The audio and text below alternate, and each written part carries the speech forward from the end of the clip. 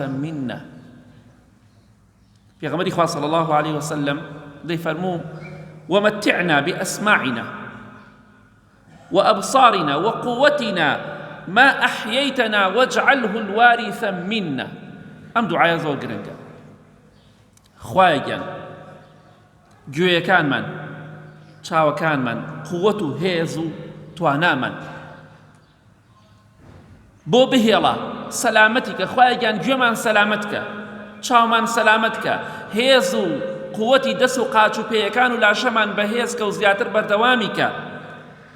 واجعله الوارث منا، بەردەوام لەگەڵمانە بێ. ما ئەحیەیتەنا، خوایە چەندێ ئێمە دەژێنیت لاشەمان ساغکەی. بۆیە تۆ دروستە بڵێ خوایەگیان لەشم ساغکەی، خوایەگیان چاوم بۆ بهێڵی، خوایەگیان گوێم بۆ بهێڵی، خوایەگیان قووەت و هێز و دەسەڵاتم بۆ بهێڵی. ئەوەندەی کە دەژیم لە دنیادا خوایەگیان لاشەم و ئەندامەکانی لاشەم سەلامەت بێ، بێوەی بێ.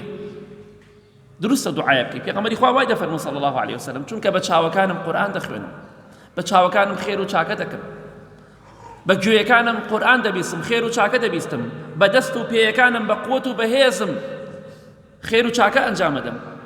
بۆیە خوایەگیان هەتا ئەو ڕۆژەی من دەژیم لە دنیادا دەژیم لەشم ساغکەی، لاشە و ئەندامەکانی لاشەم بۆ بهێڵی و سەلامەتی کەی. ئەمە دوعایەکە ئەگەر ئینسان بیشی کات سونەتە، نەک گوناحباریش نابێت.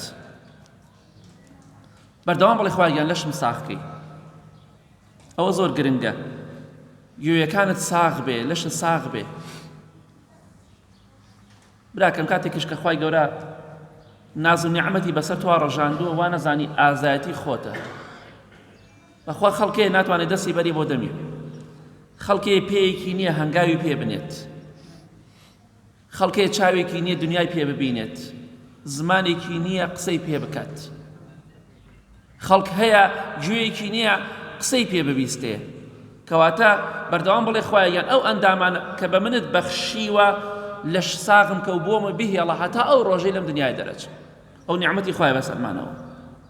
ئەمە دوعای پێغەمبەری خوا بوو صلی الله عليه وسلم. و دەیفەرموو